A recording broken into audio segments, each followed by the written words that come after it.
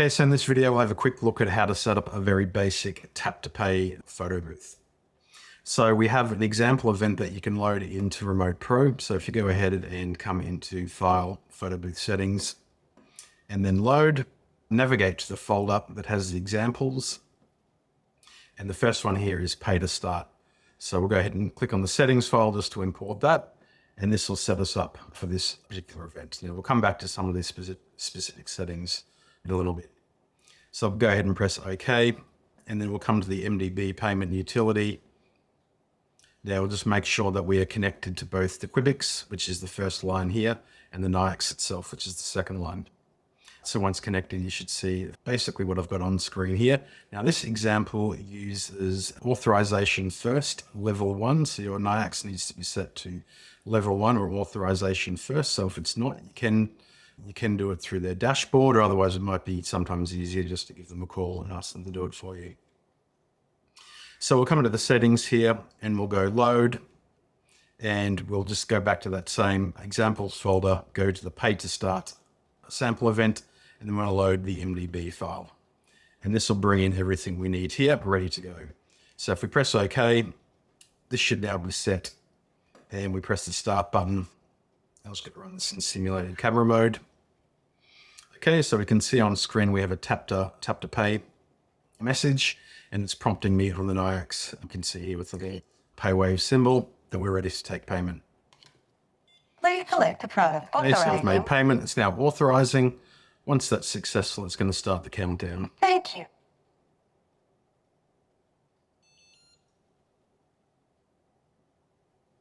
Okay, so payment has been successful. We've taken the photo, and now it's just going to print.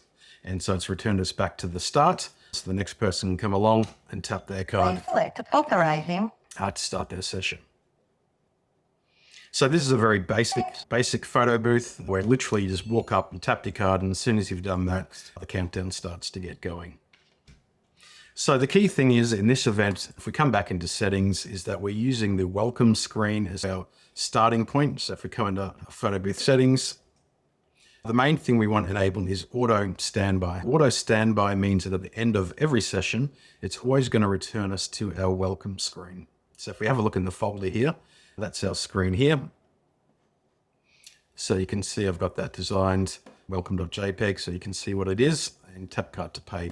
So you would redesign this with your message inviting the user to tap their card to pay. So obviously you can make it look a lot nicer than this, and you can use our MP4 or a GIF file to animate it as well. So that's the important part, because in our MDB setup, let's just have a look at how that works. If we come into settings, we'll go through each step here. The first step we've got is to enable the card reader. So you can see when we're not in photo booth mode that the card reader is disabled. So if I try and pay now, for example, it's just going to beep at me, so we can't do that. So we want to enable the reader when we're on the welcome.jpg screen. So we want the reader set to the state of init, and that basically wakes the reader up ready for payment. If we just pay attention, if I just come back into Remote Pro, so at the moment this is off, and we give it a sec. So now it's, because it's detected we're on welcome.jpg, it's come to life. Now, for example, if we were to come into settings here and disable auto standby, which means when we start the photo booth, it's just going to start on the ready screen. You can see how that it's still not ready for payment. So basically we haven't enabled the reader because it's looking for welcome.jpg, and we are currently on ready.jpg. So if we come back into our settings and we re-enable auto standby, when we go start, it'll kick in. Okay. So we'll come back into our MDB settings here. So we've got, the first step is to enable the reader. So we want to wake it up when we get to welcome.jpg. And then the next step is, what do we do when someone taps their credit card on the reader? So we want to request payment. So we come into here and have a look. So when we're on that welcome screen and the reader is awake, if someone taps their card, we want to set the reader state to credit because we want to ask for payment. So ensure that we've got it set to credit. We ensure the reader is enabled, and we request payment in the amount of cents. So 800 equals, if we're in the US, that would be $8 US. If you're in the UK, for example, 800 would be £8. So if we change this to £8.50, that would be £8.50. If we change this to 1,000, that would be $10 for example. So depending on your currency will depend on how that will be configured. So we've set the amount at $10 in this case, and the product number is number 1. Now the product number just relates to reporting in the NAYAX dashboard. So it's not really used for anything in Breeze. It essentially means that if you were in the future running a payment photo booth setup where you are doing 6x4s and 5x7s, you could have different product numbers for each option, and then you could track payments essentially in the NAYAX dashboard for each different option that you have. So the next part of that is when the credit card has been scanned, what do we want to happen? We want to switch from standby to ready. So we're going to basically now wake the photo booth up. So you've put your credit card down, and we're going to go from standby and we're going to go to the ready screen. Now, something important to note is also when you're designing your interface, if we just come have a look at our ready screen, so I've got it here. There are no other, the only touchscreen action I've got on here is just an exit one, which is just for my own purpose for testing to easily get back out. But in the real world, you would most likely remove your exit touchscreen action, or you would password protect it, which I can show you in a sec.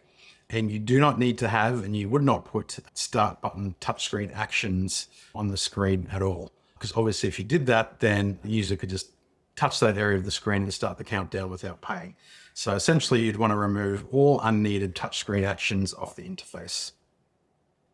If we have a look over here, there's a photo booth exit action password. So you can set a password here. So you can keep your touchscreen, your exit touchscreen action in a prompt for a password. So you can lock it down that way. Otherwise, if you have a keyboard, you can press the escape button to get back out. But otherwise, generally speaking, you want limited touchscreen actions. And one other important note, which should be the case for most people, but you need to have the start option set to touchscreen in this instance. So even if you're on a completely contactless system where all people are doing is just using their card to start and take the photo, you still need to have it set to touchscreen, as that's how we communicate the actions between the MDB and Remote Pro. But I digress. We'll get back to where we were. So we have basically set up what to do once someone taps their credit card, and that is to request payment. The next step is what happens when payment is successful. So in that last step, once they tap their card, it switched us from welcome to ready to wake the photo booth up. And we want to set the reader state as result. So we're basically waiting for the result. And when the result comes back as authorized, we want to send a photo booth command or a touchscreen action, start photo booth. Now, if you're switching profiles or doing other things, you've got access to all the touchscreen actions here. But for most people, you'd have start photo booth. But if you're doing a payment video booth or a gift booth, you could select one of those options. So once payment is authorized, we want to start the photo booth. Then the next step is what if payment is not authorized? What if it fails? So in that case, we want to send them back to the start. So essentially we're saying we're going to change the reader state back to idle, which sort of cancels the transaction. And we want to send the photo booth command switch from ready to standby. So you're going back to that welcome screen. Now we still want to keep the reader enabled because when they get back to the welcome screen, we want it on. So we don't need to disable the reader while that's happening. We can keep that live. And then there's one last step that's worth putting in, and that is to disable the reader once the countdown starts, because we don't want people retapping their card once the session has begun. We can set the reader state back to idle, which basically turns it off, along with unchecking enable reader. This means that people cannot make payment from when they hit 1.jpg, which is the first countdown screen. And it will stay off until we get back to welcome.jpg. But obviously we're not sending a touchscreen action, so that was set to no action. So this is a very basic payment booth setup, and actually it's probably one of the most popular setups because it's essentially completely contactless. The guests just come up, they tap their card to start the countdown, the photos are taken automatically and they print automatically, and there's nothing else that they need to do. Obviously from here you'd redesign your screens. If you add in sharing options, you can enable all that as usual. In the subsequent videos, we'll dive into a few other ways that you can accept payments as well. If you have any questions, just jump in the comments and let us know.